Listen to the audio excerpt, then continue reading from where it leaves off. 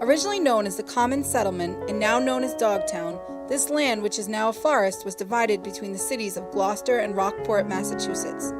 Dogtown was first settled in 1693, and its name originated from the dogs women kept while their husbands were out fighting in the American Revolution. When this settlement was abandoned, the dogs were left behind and pretty much took over the land.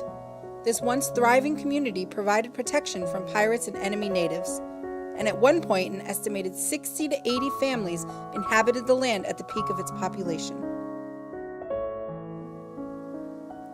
Various factors led to the demise of Dogtown. The fishing industry was revived, and the area around Dogtown became safe again from enemy ships, which gave way to international shipping. New roads were built that traveled past Dogtown and directly into Gloucester, Massachusetts, and most of the town's farmers began to move away by the end of the war in 1812 to be closer to larger urban centers.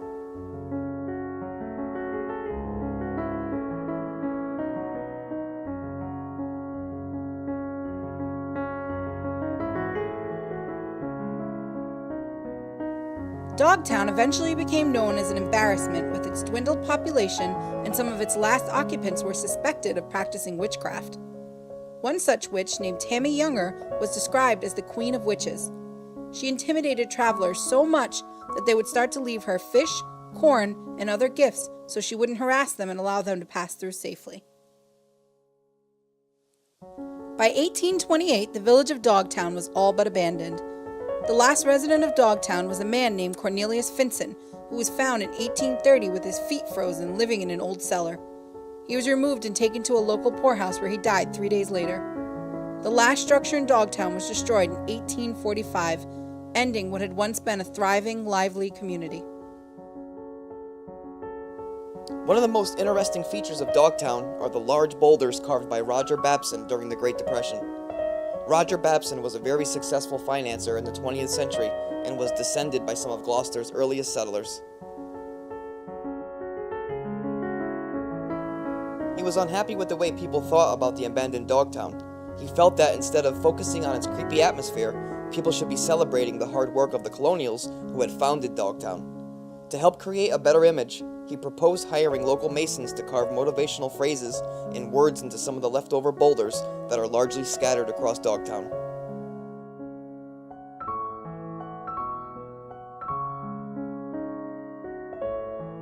The city agreed, and Babson paid the masons himself. Upon completion, the masons had carved 36 boulders and also carved numbers to mark the cellars of where the old abandoned homes once stood. Babson contributed to Dogtown, just not in the way that he had dreamed. The stones Babson carved as a sign of hope and motivation were supposed to bring life into the forest, but had the opposite effect, and it ended up adding more mystery to the land instead.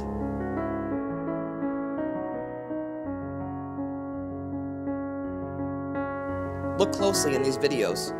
Through the trees and pricker bushes, you can still see what's left of the old house foundations and property lines that nature has now taken over.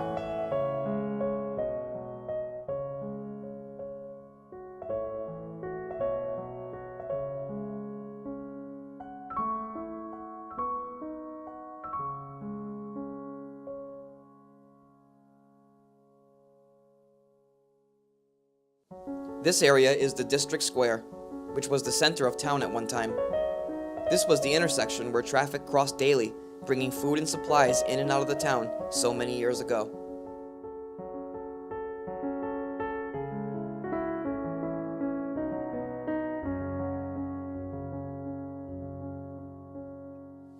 The forest has reclaimed most of Dogtown, but the legends live on. Rumors about feral pets, mysterious lights, strange noises, and spooky shadows are talked about all the time.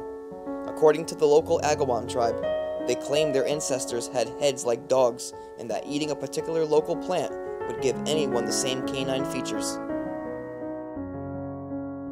In March of 1984, a Boston resident claimed he witnessed a giant animal roaming the woods of Dogtown. He thought it might have been a mountain lion.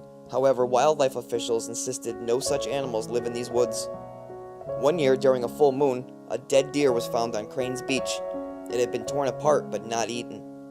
That same night, 2 people reported seeing a gray, monstrous dog-like animal running into the Dogtown Forest. The early settlers of the area had also reported an astounding level of wolf activity in the town.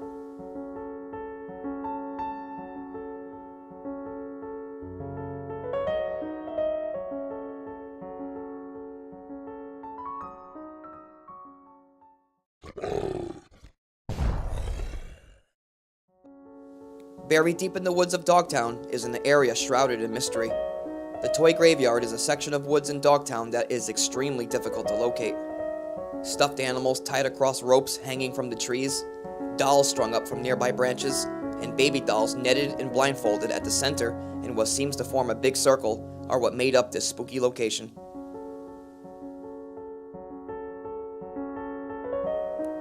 After searching the area for hours, we followed the coordinates to the exact spot and found no signs of its existence. There is a video, however, circulating on the internet that shows the toy graveyard did once exist.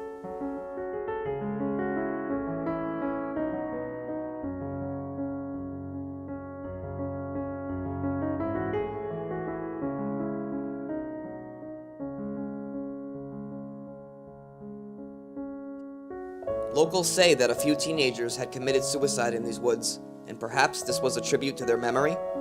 Were these toys once used for sinister worship rituals? Was this the work of an elaborate prank? Whatever the reason, this area must have been very eerie and unsettling to come upon, which is most likely the reason why it was taken down.